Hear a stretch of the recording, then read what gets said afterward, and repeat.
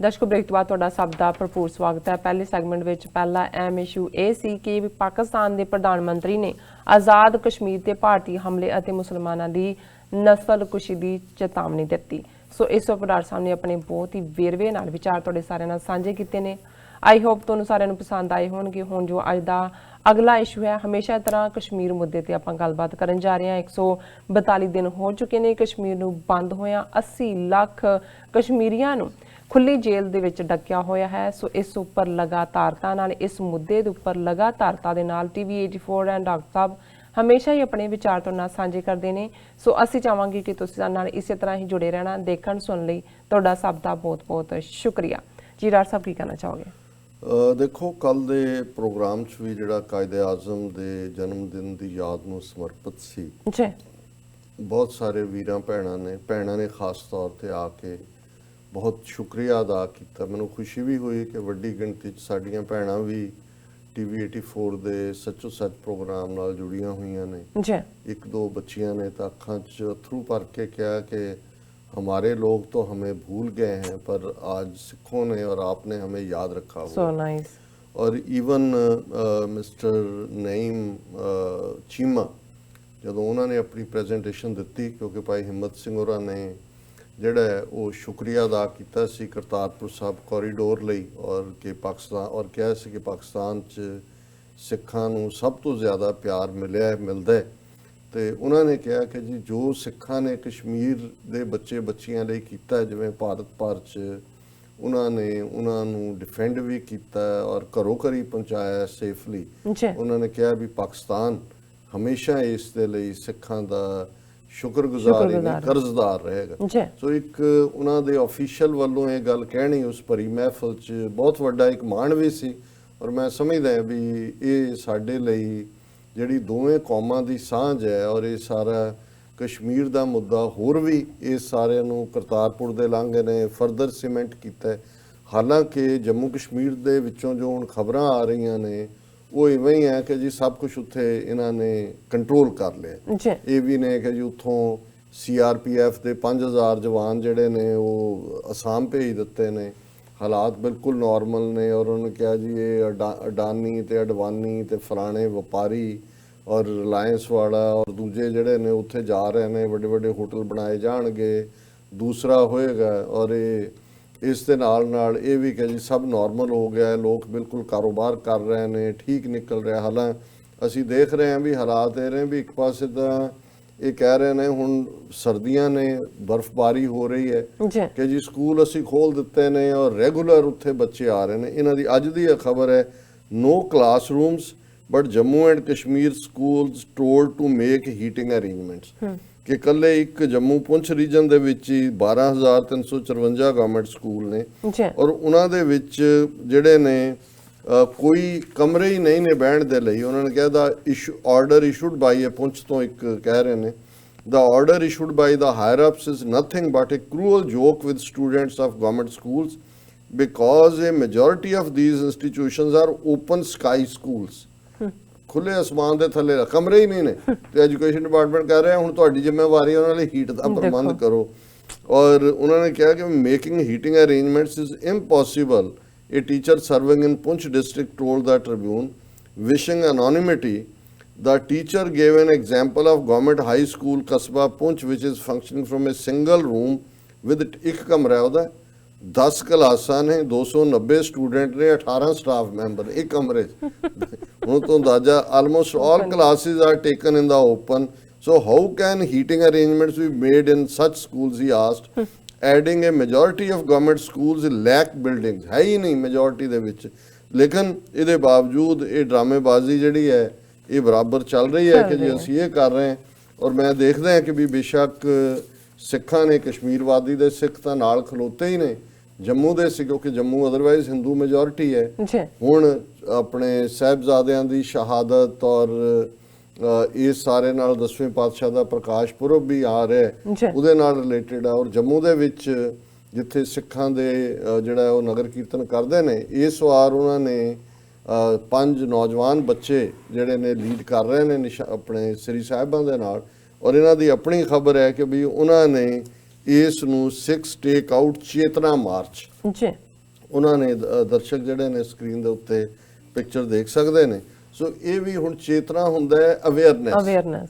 ਸੋ ਜ਼ਾਹਰ ਹੈ ਕਿ ਜਿਹੜੇ ਉੱਥੇ ਹਿੰਦੂ ਮੈਜੋਰਿਟੀ 'ਚ ਬੈਠੇ ਸਿੱਖ ਨੇ ਉਹਨਾਂ ਦੇ ਦਿਲ ਧੜਕਦੇ ਨੇ ਉਹਨਾਂ ਮਜ਼ਲੂਮਾਂ ਦੇ ਲਈ ਜਿਨ੍ਹਾਂ ਦੇ ਉੱਤੇ ਜ਼ੁਲਮ ਹੋ ਰਹੇ ਨੇ, ਔਰ ਉਹਨਾਂ ਨੇ ਆਪਣੇ ਇੱਕ ਯੂਨੀਕ ਅੰਦਾਜ਼ ਦੇ ਵਿੱਚ, ਸਿੱਖੀ ਅੰਦਾਜ਼ ਦੇ ਵਿੱਚ ਜਿੱਥੇ ਆਪਣੇ ਗੁਰੂ ਨੂੰ ਯਾਦ ਕੀਤਾ, ਉੱਥੇ ਇੱਕ ਇਹਨੂੰ ਅਵੇਅਰਨੈਸ ਕੈਂਪੇਨ ਦਾ ਨਾਂ ਦਿੱਤਾ। ਨਹੀਂ ਤਾਂ ਜਿਹੜੇ ਸਿੱਖ ਜਲੂਸ ਨੇ ਅਸੀਂ ਉਹਨਾਂ ਨੂੰ ਨਗਰ ਕੀਰਤਨ ਕਹਿੰਦੇ ਹਾਂ, ਉਹ ਇੱਕ ਸਪੈਸੀਫਿਕ ਮੁੱਦੇ ਦੇ ਉੱਤੇ ਹੁੰਦੇ ਨੇ। ਔਰ ਮੈਂ ਜਿਵੇਂ ਅਸੀਂ ਪਹਿਲੇ ਸੈਗਮੈਂਟ ਦੇ ਵਿੱਚ ਡਿਸਕਸ ਕੀਤਾ ਸੀ ਕਿ ਕਿਵੇਂ ਸਾਡੇ ਬੜੇ ਹੀ ਸੂਝਵਾਨ ਸਿਆਣੇ ਦਰਸ਼ਕ ਜਿਹੜੇ ਡੈਨਮਾਰਕ ਤੋਂ ਉਸਮਾਨ ਤਾਲਬ ਜੀ ਸਾਨੂੰ ਲਗਾਤਾਰਤਾ ਦੇ ਨਾਲ ਲਿਖਦੇ ਨੇ, ਉਹਨਾਂ ਦੀ ਈਮੇਲ ਹੁਣੇ ਹੀ ਮੈਨੂੰ ਵਸੂਲ ਹੋਈ ਹੈ। ਔਰ ਕਿਉਂਕਿ ਇਹ ਰੈਲੇਵੈਂਟ ਹੈ, ਪਹਿਲੇ ਪਾਰਟ 'ਚ ਅਸੀਂ ਡਿਸਕਸ ਕੀਤਾ ਹੈ ਕਿ ਕਿਵੇਂ ਜੰਗ ਦੇ ਮੁਕਾਮ ਬਣਾ ਰਹੇ ਨੇ ਇਮਰਾਨ ਖਾਨ, ਜੇ ਡੈਫੀਨੇਟਲੀ ਕਹਿ ਰਹੇ ਨੇ, ਔਰ ਉਹ ਕਹਿੰਦੇ ਨੇ ਮੈਂ ਆਪਣੇ ਆਰਮੀ ਚੀਫ ਨੂੰ ਹਦਾਇਤ ਕੀਤੀ ਹੈ ਔਰ ਜਿਹੜਾ ਇੰਪੈਂਡਿੰਗ ਜੈਨੋਸਾਈਡ ਹੈ ਕਿ ਵੀ ਜਿਹੜਾ ਇਨਐਵਿਟੇਬਲ ਹੈ। ਔਰ ਅਰੁਣਧਾਤੀ ਰॉय यूपी ਦੇ ਵਿੱਚ 2002 ਦੇ ਦੁਹਰਾਵ ਦੀ ਗੱਲ ਕਰ ਰਹੀ ਹੈ, ਔਰ ਉਹਨਾਂ ਵੱਲੋਂ ਜਿਹੜਾ ਉਹ ਇੱਕ ਗੈਦਰਿੰਗ ਦੇ ਵਿੱਚ ਉਹਨਾਂ ਦਾ ਇੱਕ ਆਰਐਸਐਸ ਲੀਡਰ ਕਹਿ ਰਿਹਾ ਕਿ ਮੋਦੀ ਸਰਕਾਰ ਹੈ, ਹमें 2 घंटे दे दो सब सफाई कर देंगे। ਔਰ ਜਿਵੇਂ ਉਹਨਾਂ ਨੇ ਹੈਦਰਾਬਾਦ ਦੇ ਵਿੱਚ ਆਰਐਸਐਸ ਨੇ ਤੇਲੰਗਾਨਾ 'ਚ ਜਾ ਕੇ ਹਥਿਆਰਾਂ ਨਾਲ ਲੈਸ ਹੋ ਕੇ ਮਾਰਚ ਕੱਢਿਆ ਹੈ, ਭੜਕਾਊ ਨਾਅਰੇ ਲਾਏ ਨੇ, ਔਰ ਉੱਥੇ ਖਲੋ ਕੇ ਮੋਹਨ ਭਾਗਵਤ ਨੇ ਕਿਹਾ ਕਿ ਭਾਰਤ ਦੇ 130 ਕਰੋੜ ਲੋਕ ਹਿੰਦੂ ਸੁਸਾਇਟੀ ਹੈ। ਸੋ ਜ਼ਾਹਰ ਹੈ ਵੀ ਉਹਨਾਂ ਨੂੰ ਹੁਣ ਕਿਉਂਕਿ ਇੰਟਰਨੈਸ਼ਨਲੀ ਕਸ਼ਮੀਰ ਦਾ ਮੁੱਦਾ ਇੱਕ ਇਹਨਾਂ ਦਾ ਟਰਾਇਲ ਬੈਲੂਨ ਸੀ ਜੋ ਉਹਨਾਂ ਨੇ 5 ਅਗਸਤ ਨੂੰ ਕੀਤਾ।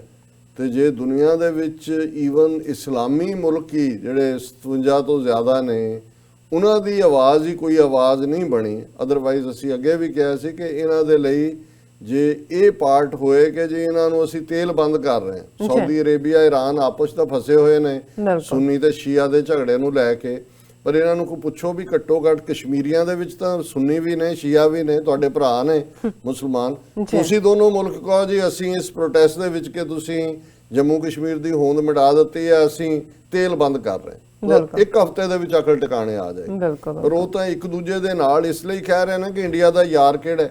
ਈਰਾਨ ਦੇ ਵਿੱਚ ਕਿੰਨੀ ਵੱਡੀ ਗਿਣਤੀ 'ਚ ਇੰਡੀਅਨ ਕੰਮ ਕਰਦੇ ਨੇ, ਉੱਥੇ ਦੇਖ ਲਓ ਕਿੰਨੇ ਇੱਕ ਪਾਕਿਸਤਾਨੀ ਮੁਸਲਮਾਨ ਜਾਂ ਦੂਜਿਆਂ ਨੂੰ ਰੱਖਿਆ ਹੋਇਆ।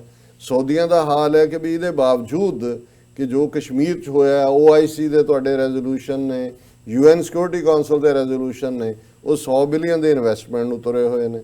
ਤੇ ਜੇ ਕੋਈ ਮਾੜੀ ਮੋਟੀ ਆਵਾਜ਼ ਟਰਕੀ ਜਾਂ ਮਲੇਸ਼ੀਆ ਨੇ ਚੁੱਕੀ ਹੈ, ਉਹਦੇ ਨਾਲ ਤੁਸੀਂ ਖਲੋਣ ਨੂੰ ਤਿਆਰ ਨਹੀਂ, ਕਿਉਂਕਿ ਤੁਹਾਨੂੰ ਲੱਗਦਾ ਹੈ ਕਿ ਵੀ ਸਾਡੇ ਉੱਥੋਂ ਬਾਲ ਨਾ ਖੋਹ ਲੈਣ, ਲੀਡਰਸ਼ਿਪ ਸਾਡੇ ਕੋਲ ਹੈ। ਸੋ ਉਹਨਾਂ ਹਾਲਾਤਾਂ 'ਚ ਮੈਂ ਉਹ ਕਸ਼ਮੀਰੀਆਂ ਦਾ ਜਿਹੜਾ ਉਹਨਾਂ ਦੇ ਸਾਹਮਣੇ ਵੀ ਵਾਪਰ ਰਿਹਾ, ਉਹ ਵਿਚਾਰੇ ਕਹਿ ਨਹੀਂ ਸਕਦੇ। ਔਰ ਜਦੋਂ ਸਾਨੂੰ ਆ ਕੇ ਕਹਿੰਦੇ ਨੇ ਜੀ ਤੁਸੀਂ ਸੱਚ ਬੋਲਦੇ ਹੋ, ਤੁਹਾਡੇ ਜੋ ਅੰਦਰੋਂ ਗੱਲ ਨੇ ਉਹ ਬਿਲਕੁਲ ਹੈ, ਉਹ ਅਸਲ 'ਚ ਇਹ ਦੇਖ ਰਹੇ ਹੁੰਦੇ ਨੇ ਵੀ ਅਸੀਂ ਨਹੀਂ ਬੋਲ ਰਹੇ, ਅਸੀਂ ਉਹਨਾਂ ਦੀ ਗੱਲ ਹੀ ਕਰ ਰਹੇ, ਕਿਉਂਕਿ ਇਹ ਹਕੀਕਤ ਹੈ। ਉਹਨਾਂ ਨੂੰ ਹੈ ਵੀ ਅਸੀਂ ਤਾਂ ਨਹੀਂ ਬੋਲ ਸਕਦੇ। ਔਰ ਮੈਂ ਹਮੇਸ਼ਾ ਹੀ ਜਦੋਂ ਇਹ ਗੱਲ ਕਰਦਾ ਹਾਂ ਬਾਬਾ ਬੁੱਲੇ ਸ਼ਾਹ ਦੇ ਹਵਾਲੇ ਨਾਲ ਕਿ ਵੀ ਮੇਰੀ ਵੀ ਕੋਸ਼ਿਸ਼ ਹੁੰਦੀ ਹੈ ਵੀ ਤੁਸੀਂ ਆਪਣੇ ਦੋਸਤ ਨੂੰ ਐਮਬੈਰਸ ਨਾ ਕਰੋ, ਕਿਸੇ ਦੇ ਭੇਤ ਨਾ ਖੋਲੋ, ਕਿਉਂਕਿ ਰੱਬ ਸਭ ਦੇ ਭੇਤ ਸਾਂਭ ਕੇ ਰੱਖਦਾ ਹੈ। ਤੇ ਜੇ ਅਸੀਂ ਰੱਬ ਦੇ ਰਸਤੇ ਤੇ ਤੁਰਦੇ ਹਾਂ, ਪਰ ਇੱਕ ਸਟੇਜ ਆ ਜਾਂਦੀ ਹੈ ਜਿਹਨੂੰ ਉਹ ਬਾਬਾ ਬੁੱਲੇ ਸ਼ਾਹ ਕਹਿੰਦੇ ਨੇ ਕਿ ਸੱਚ ਬੋਲਿਆ ਭਾਂਬੜ ਮੱਚਦਾ ਏ, ਝੂਠ ਬੋਲਾਂ ਤਾਂ ਕੁਛ ਬਚਦਾ ਏ, ਜੀ ਦੋਨਾਂ ਗੱਲਾਂ ਤੋਂ ਜੱਕਦਾ ਏ, ਜੱਚ ਜੱਚ ਕੇ ਜੇਬਾ ਕਹਿੰਦੀ ਏ, ਮੂੰਹ ਆਈ ਬਾਤ ਨਾ ਰਹਿੰਦੀ। ਜੱਚ ਜੱਚ ਕੇ ਮੇਰੇ ਮੂੰਹ ਨਿਕਲਦੀ ਹੈ ਗੱਲ, ਪਰ ਹੁਣ ਜਿਹੜੀ ਗੱਲ ਮੂੰਹ 'ਚ ਆਈ ਗਈ ਉਹਨੂੰ ਤੁਸੀਂ ਕਿਵੇਂ ਰੋਕੋਗੇ? ਕਿ ਸੱਚ ਕਹੋ ਤੇ ਵਾਕਈ ਭਾਂਬੜ ਮੱਚਦਾ। ਜੇ ਅੱਜ ਇਸਲਾਮਿਕ ਵਰਲਡ 1.25 ਬਿਲੀਅਨ ਤੋਂ ਜ਼ਿਆਦਾ 57 ਦੇਸ਼ 65-70% એનર્ਜੀ ਦੇ ਉੱਤੇ ਬੈਠੇ ਹੋਏ, ਜਿੱਥੇ ਇੰਡੀਅਨ ਜੇ ਤੁਸੀਂ ਦੇਖੋ ਕਿੰਨੇ ਮਿਲੀਅਨ ਸਾਊਦੀ ਅਰੇਬੀਆ 'ਚ ਕੰਮ ਕਰਦੇ ਨੇ, ਕਿੰਨੇ UAE 'ਚ ਕਰਦੇ ਨੇ, ਕਿੰਨੇ ਈਰਾਨ 'ਚ ਕਰਦੇ ਨੇ। ਜੇ ਉਹਨਾਂ ਨੇ ਉੱਥੋਂ ਮੁਸਲਮਾਨਾਂ ਨੂੰ ਕੱਢਣਾ ਸ਼ੁਰੂ ਕੀਤਾ ਹੋਇਆ, ਇੰਡੀਆ ਨੇ ਸਟੇਟਲੈਸ ਪਹਿਲਾਂ ਤੇਲ ਬੰਦ ਕਰੋ, ਨਹੀਂ ਹੁੰਦਾ ਉਹ ਸਾਰਿਆਂ ਨੂੰ ਤੋਂ ਉਹਨਾਂ ਨੂੰ ਕਹੋ ਜੀ ਅਸੀਂ ਵੀ ਦੇਖ ਰਹੇ ਹਾਂ ਵੀ ਕੀ ਹੈ, ਅਸੀਂ ਕੱਢ ਰਹੇ ਹਾਂ ਤੁਹਾਡੇ, ਹੋਸ਼ ਟਿਕਾਣੇ ਆ ਜਾਂਦੇ। ਪਰ ਜੇ ਤੁਸੀਂ ਗੁੰਗਲੂਆਂ ਤੋਂ ਮਿੱਟੀ ਲਾਣੀ ਹੈ ਤੇ ਫਿਰ ਕੁਛ ਨਹੀਂ ਹੈ। ਪਰ ਜਿਵੇਂ ਉਸਮਾਨ ਤਾਲਬ ਜੀ ਦੀ ਲਿਖਤ ਜਿਹੜੀ ਕਿ ਭਾਰਤ ਦੇ ਵਿੱਚ ਕਿਸ ਲਾਈਨ ਵਾਲੇ ਜਾ ਸਕਦੇ ਨੇ, ਗੱਲ ਤਾਂ ਜੰਗ ਵਾਲੀ ਜਾਂਦੀ ਹੈ, ਡਿਸਇੰਟੀਗ੍ਰੇਸ਼ਨ ਦੀ ਲਾਈਨ ਵੀ ਉਹਦੇ ਚੋਂ ਨਿਕਲਦੀ ਹੈ। ਇੱਕ ਹੋਪਫੁਲ ਸਿਨੈਰੀਓ ਅਸੀਂ ਡਿਸਕਸ ਕਰਦੇ ਹਾਂ, ਪਰ ਮੈਨੂੰ ਜਿਸ ਅੰਦਾਜ਼ ਦੇ ਵਿੱਚ ਕਸ਼ਮੀਰੀਆਂ ਨੂੰ ਔਰ ਇਸ ਮੁੱਦੇ ਤੇ ਇਹਨਾਂ ਮੁਲਕਾਂ ਨੇ ਡੀਲ ਕੀਤਾ ਹੈ ਇਹ ਬਹੁਤ ਤਕਲੀਫ ਦਿੰਦਾ ਹੈ। ਔਰ ਉਹਨਾਂ ਨੇ ਲਿਖਿਆ ਤੁਹਾਨੂੰ ਵੀ ਜਿਹੜਾ respected doctor Sahib and Neelam Kaur sister, ਸਲਾਮ ਤੇ ਸਤਿ ਸ਼੍ਰੀ ਅਕਾਲ। ਉਹਨਾਂ ਨੇ ਕਿਹਾ ਕਿ year 2020 will come with freedom of Kashmir and Khalistan inshallah. Indicators are pointing towards freedom. ਉਹਨਾਂ ਨੇ ਹੋਪ ਦੇ ਨਾਲ ਹੀ ਸ਼ੁਰੂ ਕੀਤਾ ਹੈ ਕਿ 2020 ਚ ਕਸ਼ਮੀਰ ਔਰ ਖਾਲਿਸਤਾਨ ਹੋਣ ਚਾਹਣਗੇ। ਇਸ ਪਾਸੇ ਜਿਹੜੇ ਬਣੇ ਹੋਏ ਨੇ ਨਿਸ਼ਾਨ ਆ ਰਹੇ ਨੇ ਉਹ ਦੱਸ ਰਹੇ ਨੇ, ਜੋ ਨਿਸ਼ਾਨੀਆਂ ਨੇ ਕਿ ਕੀ ਹੈ। ਪਹਿਲਾ ਉਹਨਾਂ ਨੇ ਕਿਹਾ ਇਕੋਨਮੀ ਕ੍ਰਾਈਸਿਸ, ਨੋ ਫੋਰਨ ਇਨਵੈਸਟਮੈਂਟ। ਇਹਦੇ 'ਚ ਕੋਈ ਸ਼ੱਕ ਨਹੀਂ ਹੈ ਕਿ ਜਿਸ ਕਿਸਮ ਦੀ ਇਹਨਾਂ ਨੇ ਲਾਈਨ ਲਈ ਹੋਈ ਹੈ, ਜਿਹੜੇ ਨੇ ਉਹ ਦੌੜ ਗਏ ਜਿਨ੍ਹਾਂ ਨੇ ਇਨਵੈਸਟ ਕਰਨਾ ਸੀ, ਜਿਨ੍ਹਾਂ ਨੇ ਇਕਰਾਰ ਕੀਤਾ ਸੀ, ਜਿਨ੍ਹਾਂ ਨੇ ਕੁਝ ਕੀਤਾ ਹੋਇਆ ਸੀ, ਉਹ ਵੀ ਆਪਣਾ ਬੋਰੀਆ ਬਿਸਤਰਾ ਬਣ ਰਹੇ ਨੇ। Negative growth of GDP already ਅਸੀਂ ਡਿਸਕਸ ਕੀਤਾ ਕਿ ਈਵਨ ਨੇਪਾਲ, ਪਾਕਿਸਤਾਨ, ਬੰਗਲਾਦੇਸ਼ ਇਹ ਬੈਟਰ ਕਰ ਰਹੇ ਨੇ ਇਕਨੋਮਿਕਲੀ। ਜਿਹੜੇ ਈਵਨ ਮੂਡੀ ਜਿਹੜਾ ਇਹਨਾਂ ਦਾ ਇਕਨੋਮਿਕ ਯਾਰਡ ਸਟਿਕ ਹੈ, ਉਹਨਾਂ ਦੀ ਰਿਪੋਰਟ ਵੀ ਹੈ।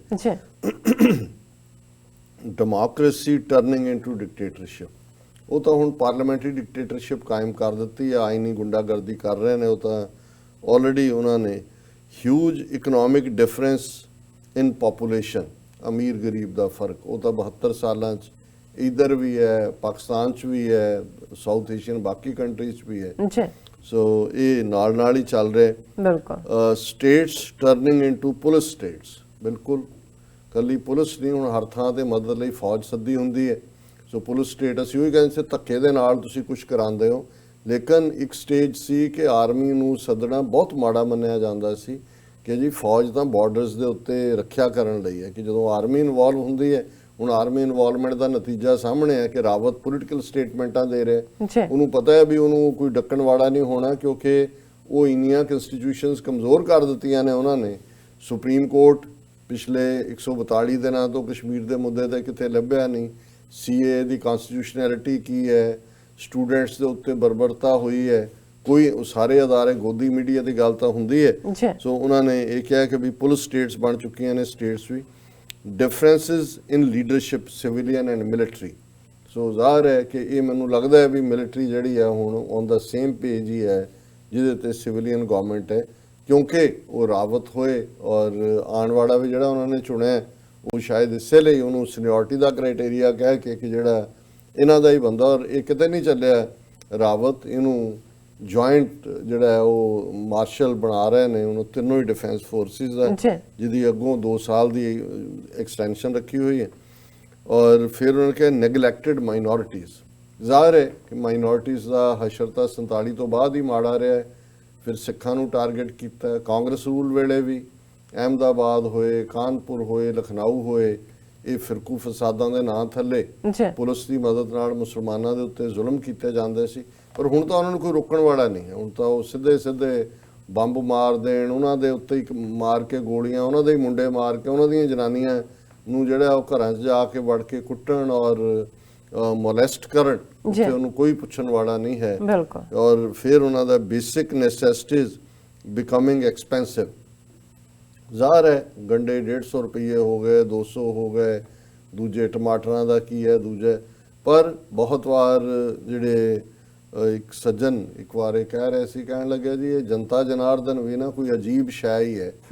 ਕਹਿੰਦੇ ਵੀ ਸਹਿੰਦੇ ਰਹਿਣ ਤਾਂ ਫਿਰ ਕਿੰਨੇ ਲੋਕ ਆਏ, ਕਿੰਨੇ ਸਾਮਰਾਜ ਆਏ, ਜੋ ਉਹਨਾਂ ਦੇ ਆਰਡਰ ਚੱਲਦੇ ਰਹੇ ਉਹਨੂੰ ਮੰਨਦੇ ਰਹੇ। ਔਰ ਇੱਕ ਸੱਜਣ ਉਸ ਦੇ ਉੱਤੇ ਮੈਨੂੰ ਇੱਕ ਕਹਾਣੀ ਸੁਣਾਉਂਦੇ ਹੁੰਦੇ ਨੇ, ਕਹਿਣ ਲੱਗਿਆ ਜੀ ਇੱਕ ਬਾਦਸ਼ਾਹ ਨੇ ਜਿਹੜਾ ਥੋੜਾ ਟੈਕਸ ਲਾਇਆ ਤੇ ਲੋਕਾਂ ਦੇ ਵਿੱਚ ਥੋੜੀ ਬਹੁਤ ਉਹਦੇ ਵਿੱਚ ਜਿਹੜੀ ਹੈ ਉਹ ਰਿਜ਼ੈਂਟਮੈਂਟ ਹੋਈ ਤੇ ਉਹਨੇ ਸੋਚਿਆ ਕਿ ਮੈਂ ਵਾਪਸ ਲੈ ਲਾਂ। ਉਹਦਾ ਵਜ਼ੀਰ ਜਿਹੜਾ ਜ਼ਾਹਰ ਹੈ ਬ੍ਰਾਹਮਣ ਹੋਣਾ, ਚਣਕਿਆ ਦਾ ਪੁੱਤਰ, ਉਹਨੂੰ ਰਾਜੇ ਨੂੰ ਕਿਹਾ ਵੀ ਨਹੀਂ ਇਹ ਗੱਲ ਨਹੀਂ ਹੈ, ਤੁਹਾਨੂੰ ਘਬਰਾਉਣ ਦੀ ਲੋੜ ਨਹੀਂ ਹੈ, ਤੁਸੀਂ ਹੁਣ ਇਸ ਜਿਹੜਾ ਟੈਕਸ ਤਾਂ ਇਹ ਰਹਿਣ ਦਿਓ, ਇਹਨੂੰ ਨਾਲ ਇਹ ਰੱਖੋ ਵੀ ਜਿਹੜਾ ਟੈਕਸ ਦੇਣ ਆਏਗਾ ਉਹਦੇ 10-10 ਛਿੱਤਰ ਮਾਰੇ ਜਾਣਗੇ। ਉਹ ਕਹਿੰਦਾ ਜੀ ਉਹ ਆਰਡਰ ਲਾਗੂ ਹੋਣਾ ਸ਼ੁਰੂ ਹੋ ਗਿਆ। ਔਰ ਇੱਕ ਦਿਨ ਦੇਖਿਆ ਵੀ ਬਹੁਤ ਸਾਰੇ ਲੋਕ ਜਿਹੜੇ ਨੇ ਉਹਦੇ ਮਹਿਲ ਦੇ ਬਾਹਰ ਇਕੱਠੇ ਨੇ। ਰਾਜੇ ਨੇ ਵਜ਼ੀਰ ਨੂੰ ਕਿਹਾ ਕਿ ਜੀ ਇਹ ਦੇਖੋ ਮੈਂ ਤੁਹਾਨੂੰ ਕਿਹਾ ਸੀ ਨਾ ਕਿ ਵੀ ਨਾ ਕਿ ਇਵੇਂ ਹੋਏਗਾ ਤਾਂ ਤੂੰ ਮੈਨੂੰ ਇਹ ਸਲਾਹ ਦਿੱਤੀ ਸੀ। ਉਹ ਕਹਿੰਦਾ ਜੀ ਉਹਨਾਂ ਦੇ ਡੈਲੀਗੇਸ਼ਨ ਨੂੰ ਸੱਦ ਲਓ ਅੰਦਰ, ਤਾਂ ਪੁੱਛ ਲਓ ਉਹਨਾਂ ਨੂੰ। ਉਹਨਾਂ ਦਾ ਡੈਲੀਗੇਸ਼ਨ ਆਇਆ, ਰਾਜਾ ਨੇ ਪੁੱਛਿਆ ਕੀ ਹੈ, ਕਹਿੰਦਾ ਜੀ ਅਸੀਂ ਕੰਮਾਂ ਤੇ ਜਾਣਾ ਹੁੰਦਾ ਹੈ, ਜਦੋਂ ਤੁਸੀਂ 10 ਛਿੱਤਰ ਮਾਰਦੇ ਨੇ ਤੇ ਲੇਟ ਹੋ ਜਾਂਦੇ, ਤੁਸੀਂ ਸਟਾਫ ਥੋੜਾ ਜ਼ਿਆਦਾ ਰੱਖੋ ਤਾਂ ਕਿ ਜਲਦੀ ਨਿਬੜ ਜਾਇਆ ਕਰੇ। ਸੋ ਉਹ ਵਜ਼ੀਰ ਕਹਿੰਦਾ ਦੇਖੋ ਮੈਂ ਕਿਹਾ ਸੀ। ਸੋ ਇਹਦੇ 'ਚ ਕੋਈ ਸ਼ੱਕ ਨਹੀਂ ਹੈ ਕਿ ਜੋ ਸਾਡੇ ਖਿੱਤੇ ਦੇ ਵਿੱਚ ਹੁੰਦਾ ਹੋ ਰਿਹਾ, ਉਹ ਦੋਵੇਂ ਪਾਸੇ ਜੇ ਦੇਖੀਏ ਜਾਂ ਸਾਰੇ ਹੀ ਜੇ ਉਹਦੇ 'ਚ ਬੰਗਲਾਦੇਸ਼ ਔਰ ਦੂਜਿਆਂ ਨੂੰ ਵੀ ਇਹ ਅਨਫੋਰਚੂਨੇਟ ਹੈ ਕਿ ਵੀ ਇਹਨਾਂ ਹਾਂ ਜਿਹੜੀਆਂ ਸਿਵਲਾਈਜ਼ ਸੁਸਾਇਟੀਜ਼ ਨੇ ਯੂਰਪ ਦੇ ਵਿੱਚ ਅਸੀਂ ਦੇਖਦੇ ਹਾਂ ਕਿਤੇ ਹੋਰ ਹੁੰਦਾ, ਜੋ ਜਿੰਨੀਆਂ ਕਰਤੂਤਾਂ ਇਹਨਾਂ ਨੇ ਮਾੜੀਆਂ ਕੀਤੀਆਂ ਹੁਣ ਤੱਕ ਤਾਂ ਮੂੰਹ ਦਿਖਾਣ ਜੋਗੇ ਨਾ ਹੁੰਦੇ ਜੀ। ਰਿਜ਼ਾਈਨ ਕਰਨ ਤੇ ਜਿਹੜਾ ਕਦੋਂ ਦੇ ਲੋਕਾਂ ਨੇ ਦੌੜਾਏ ਹੁੰਦੇ, ਪਰ ਉਹਨਾਂ ਨੂੰ ਵੀ ਪਤਾ ਹੈ ਵੀ ਇਨ ਦਾ ਐਂਡ ਆਫ ਦਾ ਡੇ ਤੁਸੀਂ ਲੋਕ ਭੁੱਲ ਜਾਂਦੇ ਨੇ। ਚੋਣਾਂ ਦੇ ਨੇੜੇ ਜੇ ਆ ਕੇ ਸ਼ਰਾਬ ਵਰਤਾ ਦਿਓ, ਕੁਨਬਾ ਪ੍ਰਸਤੀ ਕਰ ਦਿਓ, ਪ੍ਰਚਾਰ ਕਰ ਦਿਓ, ਖਰੀਦ ਲਓ ਜਾ ਕੇ, ਜਿਹੜਾ ਇਲਾਕੇ ਦਾ ਬੰਦਾ ਉਹਨੂੰ ਚੌਧਰੀ ਨੂੰ ਪੈਸੇ ਦੇ ਦਿਓ, ਉਹ ਆਪੇ ਹੀ ਕੰਮ ਕਰ ਦਿੰਦਾ। ਨਹੀਂ ਹੈ ਤਾਂ ਫਿਰ ਉਹ ਜਿਹੜੀਆਂ ਇਹਨਾਂ ਦੀਆਂ ਮਸ਼ੀਨਾਂ ਨੇ ਉਹਨਾਂ ਨੂੰ ਕਰੀ, ਜੱਜ ਸਾਰੇ ਖਰੀਦੇ ਹੋਏ ਨੇ। ਸੋ ਬੇਸ਼ੱਕ ਉਸਮਾਨ ਤਾਰਬ ਜੀ ਨੇ ਪੋਜ਼ਿਟਿਵਲੀ ਕਿਹਾ ਨੇਸ਼ਨ ਬਣਨ ਦੇ ਹਵਾਲੇ ਨਾਲ, ਪਰ ਮੈਨੂੰ ਲੱਗਦਾ ਵੀ ਕਈ ਵਾਰ ਅਸੀਂ ਐਕਸਪੈਕਟ ਕਰਦੇ ਜਿਹਨੂੰ ਕਹਿੰਦੇ ਨੇ ਕਿ ਆਮੀਨ ਇਵੇਂ ਹੀ ਹੋਏ ਜਿਵੇਂ ਇਹ ਕਹਿੰਦੇ ਨੇ, ਪਰ ਇਹ ਵੀ ਦੇਖਣਾ ਹੋਏਗਾ ਕਿ ਭਾਈ ਉਹ ਅਲਾਮਾ ਇਕਬਾਲ ਦੇ ਕਹਿਣ ਵਾਂਗੂ ਕਿ ਬਾਰਿਸ਼ੇ ਰਹਿਮਤ ਹੋਈ ਲੇਕਿਨ ਜ਼ਮੀਨ ਕਾਬਿਲ ਨਾ ਥੀ, ਕਿਉਂਕਿ ਉਹ ਜ਼ਮੀਨ ਵੀ ਹੈ ਜਿਹਦੇ ਚੋਂ ਕੁਝ ਨਿਕਲਣਾ। ਫਿਰ ਉਹਨਾਂ ਨੇ ਕਿਹਾ courts become B team of government. ਉਹ ਤਾਂ ਸਿੱਖਾਂ ਨੂੰ ਵੀ 35 ਸਾਲ ਤੋਂ ਨਜ਼ਰ ਆ ਰਿਹਾ ਉਹਨਾਂ ਚੋਂ ਇਨਸਾਫ ਕੀ ਨਿਕਲਣਾ। 2002 ਚ ਗੁਜਰਾਤ ਚ ਹੋਇਆ, ਕੋਰਟ ਕਿੱਥੇ ਨੇ, ਕਿੰਨਾ ਕੁਛ, ਕਿੰਨੀਆਂ ਕਮਿਸ਼ਨ, ਸਰਕਾਰੀ ਕਮਿਸ਼ਨ, ਨਾਨਾਵਤੀ ਕਮਿਸ਼ਨ, ਮਿਸ਼ਰਾ ਕਮਿਸ਼ਨ, ਇਹ ਪਹਿਲਾਂ ਤੋਂ ਹੀ ਅਦਾਲਤਾਂ ਦਾ ਇਹ ਹਾਲ ਰਿਹਾ। ਅਖੀਰ ਚ ਉਹਨਾਂ ਨੇ ਕਿਹਾ religious differences, racism and discrimination, ਪਰ ਇਹ ਤਾਂ ਉਹਨਾਂ ਨੂੰ ਸੂਟ ਕਰਦਾ। ਬਿਲਕੁਲ ਪੋਲਰਾਈਜ਼ ਕਰਨ ਦਾ ਹੀ ਸੋਸਾਇਟੀ ਨੂੰ ਉਹਨਾਂ ਨੇ ਏਜੰਡਾ ਰੱਖਿਆ। ਔਰ ਇਨ ਦਾ ਐਂਡ ਆਫ ਦਾ ਡੇ ਬੇਸ਼ੱਕ ਥੋੜੀ ਬਹੁਤ ਇੰਡੀਕੇਸ਼ਨ ਆ ਵੀ ਜਾਏਗੀ ਸਾਹਮਣੇ। ਦਿੱਲੀ ਦੇ ਵਿੱਚ ਚੋਣਾਂ ਨੇ ਜਿੱਥੇ ਉਹ ਕਹਿ ਰਿਹਾ ਅਮਿਤ ਸ਼ਾਹ ਖਲੋ ਕੇ ਕਿ ਹੁਣ ਕੇਜਰੀਵਾਲ ਦੇ ਦਿਨ ਮੁੱਕ ਗਏ, ਕਿ ਉਹ ਕਹਿ ਰਿਹਾ ਜੀ ਹੁਣ 5 ਸਾਲ ਸਾਨੂੰ ਹੋਰ ਦਿਓ। ਸੋ ਇੱਕ ਦਿੱਲੀ ਦੇ ਵਿੱਚ ਇਸ ਸਾਰੇ ਨੂੰ ਲੈ ਕੇ ਕੀ ਹੈ, ਲੇਕਿਨ ਇਹਦੇ 'ਚ ਕੋਈ ਸ਼ੱਕ ਨਹੀਂ ਹੈ ਕਿ ਬੀਜੇਪੀ ਜਾਂ ਉਹਨਾਂ ਦੇ ਜਿਹੜੇ ਬੈਠੇ ਨੇ ਮਾਸਟਰਮਾਈਂਡ, ਉਹ ਇਹ ਸਮਝਦੇ ਨੇ ਕਿ ਜੋ ਚੱਲ ਰਿਹਾ ਹੈ ਇਹ ਉਹਨਾਂ ਦੇ ਹਿੰਦੂਤਵਾ ਦੇ ਏਜੰਡੇ ਦੇ ਵਿੱਚ ਫਿੱਟ ਹੋ ਰਿਹਾ ਹੈ। ਔਰ ਉਹਨਾਂ ਨੇ ਕਿਹਾ ਕਿ ਵੀ if these symptoms can be seen in any society or country, it has a very short life. India is running on this path. Suffering of Kashmiris and Punjabis will end soon, inshallah. Dr. Sahab, can Punjab become free in presence of Badals and Captain? ਇਹ ਉਹਨਾਂ ਨੇ ਸਵਾਲ ਵੀ ਪੁੱਛਿਆ। ਸੋ ਮੈਂ ਸਮਝਦਾ ਵੀ ਇਹ ਬਾਦਲ ਔਰ ਕਪਤਾਨ ਇਹ ਨਾਲ ਹੀ ਰਹਿਣੇ ਨੇ। ਹਾਂ ਜਿਵੇਂ ਤੁਸੀਂ ਕਿਹਾ ਜੇ ਲੋਕਾਂ ਦਾ ਸੱਚਮੁੱਚ ਰੋਹ ਉਮੜ ਆਏ, ਲੋਕ ਸੜਕਾਂ ਤੇ ਨਿਕਲ ਆਣ, ਇਹ ਲਿਆ ਕੇ ਟੈਂਕ ਵੀ ਖੜੇ ਕਰ ਦੇਣ। ਔਰ ਯਾਦ ਹੋਏਗਾ ਬਹੁਤ ਸਾਰਿਆਂ ਨੂੰ ਕਿ ਗੋਰਬਾਚੋਫ ਜਿਹਦੇ ਪੀਰੀਅਡ ਸੋਵੀਅਤ ਯੂਨੀਅਨ 15 ਹਿੱਸਿਆਂ 'ਚ ਟੁੱਟਿਆ, ਉਸ ਤੋਂ ਬਾਅਦ ਇੱਕ ਸਟੇਜ ਐਸੀ ਆਈ ਕਿ ਰਸ਼ੀਆ ਦੇ ਵਿੱਚ ਜਿਸ ਕਿਸਮ ਦਾ ਮਾਹੌਲ, ਉਹ ਕਮਿਊਨਿਸਟਾਂ ਦਾ ਹੀ ਸਟਰਕਚਰ ਸੀ, ਲੱਖਾਂ ਲੋਕ ਬਾਹਰ ਨਿਕਲ ਆਏ, ਉਹ ਟੈਂਕ ਲੈ ਕੇ ਆ ਗਏ। ਉਸ ਵੇਲੇ ਯੈਲਸਨ ਜਿਹੜਾ ਬਾਅਦ ਦੇ ਵਿੱਚ ਐਵੇਂ ਡਿਸਕ੍ਰੈਡਿਟ ਹੀ ਹੋਇਆ, ਸ਼ਰਾਬੀ ਜਿਹਾ ਬੰਦਾ ਸੀ, ਪਰ ਉਦੋਂ ਉਹਨੇ ਕਰੇਜ ਦਿਖਾਇਆ ਲੋਕ ਕਰਕੇ। ਜਦੋਂ ਟੈਂਕਾਂ ਸਾਹਮਣੇ ਆ ਗਏ, ਹੁਣ ਟੈਂਕ ਨੂੰ ਤਾਂ ਚਲਾਉਣ ਵਾਲੇ ਉਹਨਾਂ ਦੇ ਹੀ ਪੁੱਤਰ ਨੇ, ਧੀਆਂ ਨੇ, ਉਹਨਾਂ ਨੇ ਨਾ ਕਰਤਾ ਵੀ ਅਸੀਂ ਨਹੀਂ ਹੈ। ਸੋ ਇਸ ਲੈਵਲ ਦੀ ਮੈਨੂੰ ਨਹੀਂ ਲੱਗਦਾ ਕਿ ਇਹ ਹਿੰਦੂ ਤਵੀਆਂ ਦੀ ਜਾਂ ਇਸ ਲੈਵਲ ਦੀ ਕੌਨਸ਼ੀਅਸ ਕਿ ਜੀ ਪੁਲਿਸ ਨੇ ਕਰਨਾਟਕਾ 'ਚ ਜ਼ਰੂਰ ਦੇਖਣ 'ਚ ਆਇਆ ਕਿ ਵੀ ਕੁਛ ਪੁਲਿਸ ਵਾਲੇ ਵੀ ਧਰਨੇ ਤੇ ਬੈਠ ਕੇ ਲੋਕਾਂ ਦੇ ਉਹਨਾਂ ਨੇ ਨਾਲ ਫੜੇ ਸੀ ਪਲੈਕਾਰਡ ਕਿ ਭਈ ਅਸੀਂ ਆਪਣੇ ਬੱਚਿਆਂ ਨੂੰ ਨਹੀਂ ਮਾਰਨਾ ਹੈ। ਲੇਕਿਨ ਹਾਂ ਇਹ ਸਾਰੀਆਂ ਚੀਜ਼ਾਂ ਉਸ ਐਕਸਟ੍ਰੀਮ ਤੇ ਚਲੀਆਂ ਜਾਣ ਕਿ ਲੋਕਾਂ ਦੀ ਜੇ ਬੇਸਿਕ ਰੋਟੀ ਕੱਪੜਾ ਮਕਾਨ ਦੀ ਲੋੜ ਹੀ ਜਿਹੜੀ ਹੈ ਉਹ ਪੂਰੀ ਨਾ ਹੋਏ, ਔਰ ਉਸ ਸਾਰੇ ਚੋਂ ਕੋਈ ਇਸ ਕਿਸਮ ਦਾ ਹੋਏ ਆਵਾਜ਼ ਉੱਠੇ, ਔਰ ਫੌਜ ਜਿਹੜੀ ਹੈ, ਕਿਉਂਕਿ ਹੁਣ ਨੈਕਸਟ ਇਹਨਾਂ ਨੇ ਫੌਜ ਪੂਰੀ ਕੰਟਰੋਲ ਕੀਤੀ ਔਰ ਰਾਵਤ ਔਰ ਇਹ ਸਾਰੇ ਕਾਬੂ ਕਰਕੇ। ਪਰ ਫਿਰ ਵੀ ਉਸਮਾਨ ਤਾਲਿਬ ਜੀ ਤੁਸੀਂ ਠੀਕ ਇੰਡੀਕੇਟਰ ਦਿੱਤੇ ਨੇ। ਪੰਜਾਬ ਦੇ ਵਿੱਚ ਜਦੋਂ ਕੁਛ ਐਸਾ ਵਾਪਰਿਆ, ਫਿਰ ਬਾਦਲ ਅਮਰਿੰਦਰ ਕੀ ਇਹਨਾਂ ਦੇ ਕੁੱਤੇ ਬਿੱਲੀਆਂ ਵੀ ਪੰਜਾਬ 'ਚ ਨਹੀਂ ਰਹਿ ਸਕਦੇ, ਤੇ ਟੱਬਰਾਂ ਦਾ ਤਾਂ ਇਹਨਾਂ ਦਾ ਕਹਿਣਾ ਹੀ ਕੀ ਹੈ। ਔਰ ਜਿਨ੍ਹਾਂ ਨੇ ਸਿੱਖ ਹਿਸਟਰੀ ਪੜ੍ਹੀ ਹੈ, ਵਾਕਿਫ ਨੇ, ਉਹਨਾਂ ਨੂੰ ਪਤਾ ਹੈ ਕਿ ਫਿਰ ਇਹ ਰੋਹ ਪੰਜਾਬ ਦੀ ਧਰਤੀ ਦਾ ਕਿਉਂ ਜਿਹਾ ਹੁੰਦਾ ਹੈ ਔਰ ਉਸ ਦੇ ਕੀ ਉਸ ਦੇ ਹੋਣਗੇ ਅਸਰ। ਬਿਲਕੁਲ, ਬਹੁਤ ਬਹੁਤ ਸ਼ੁਕਰੀਆ। ਬਹੁਤ ਸ਼ੁਕਰੀਆ ਜੀ ਰਾਜ ਸਾਹਿਬ ਥੱਲੇ ਨੇ ਅਪਡੇਟ ਬ੍ਰੇਕ ਤੋਂ ਪਹਿਲਾਂ ਅਸੀਂ ਦਰਸ਼ਕਾਂ ਤੇ ਸਰੋਤਿਆਂ ਨੂੰ ਫਿਰ ਦੁਬਾਰਾ ਅਪੀਲ ਤੇ ਬੇਨਤੀ ਕਰਦੀ ਹਾਂ ਵਿਊਅਰਸ, ਜਿਸ ਤਰ੍ਹਾਂ ਕਿ ਤੁਸੀਂ ਜਾਣਦੇ ਹੋ ਕਿ ਟੀਵੀ 84 ਮਨੁੱਖੀ ਹੱਕਾਂ ਦਾ ਪਹਿਰੇਦਾਰ ਹੈ। ਟੀਵੀ 84 ਸਿੱਖਾਂ, ਕਸ਼ਮੀਰੀਆਂ ਅਤੇ ਭਾਰਤ ਦੀਆਂ ਨੌਰਥ ਸਟੇਟਾਂ ਦੇ ਲੋਕਾਂ ਦੇ ਸਵੈ-ਨਿਰਣੇ ਦੇ ਹੱਕਾਂ ਦਾ ਹਾਮੀ ਹੈ। ਅਸੀਂ ਚਾਹਾਂਗੇ ਕਿ ਤੁਸੀਂ ਟੀਵੀ 84 ਦੀ ਚੜ੍ਹਦੀ ਕਲਾ ਲਈ ਵੱਧ ਤੋਂ ਵੱਧ ਡੋਨੇਟ ਕਰੋ। ਡੋਨੇਟ ਕਰਨ ਲਈ ਸਾਡੀ ਵੈਬਸਾਈਟ tv84.tv ਤੇ ਜਾ ਕੇ ਪੇਪਲ ਦੀ ਵਰਤੋਂ ਕਰਕੇ ਵਨ ਟਾਈਮ ਡੋਨੇਟ ਕਰ ਸਕਦੇ ਹੋ, ਮੰਥਲੀ ਡੋਨੇਟ ਵੀ ਕਰ ਸਕਦੇ ਹੋ। ਤੁਸੀਂ ਟੀਵੀ 84 ਦੇ ਨਾਮ ਤੇ ਚੈੱਕ ਬਣਾ ਕੇ ਸਾਨੂੰ ਮੇਲ ਵੀ ਕਰ ਸਕਦੇ ਹੋ। ਸਾਡੇ ਇਸ ਪਤੇ ਤੇ 36-01 37th ਐਵਨਿਊ, ਲੌਂਗ ਆਈਲੈਂਡ ਸਿਟੀ, ਨਿਊਯਾਰਕ 11101 USA, ਜਾਂ ਫਿਰ ਤੁਸੀਂ ਸਾਨੂੰ ਫੋਨ ਰਾਹੀਂ ਵੀ ਸੰਪਰਕ ਕਰ ਸਕਦੇ ਸਾਡੇ ਫੋਨ ਨੰਬਰ ਤੇ 5164060694। Thank you so much viewers, ਤੁਸੀਂ ਨਾਲ ਇਸੇ ਤਰ੍ਹਾਂ ਹੀ ਜੁੜੇ ਰਹਿਣਾ। ਮਿਲਦੇ ਹਾਂ ਛੋਟੇ ਜਿਹੇ ਵਕਫੇ ਤੋਂ ਬਾਅਦ।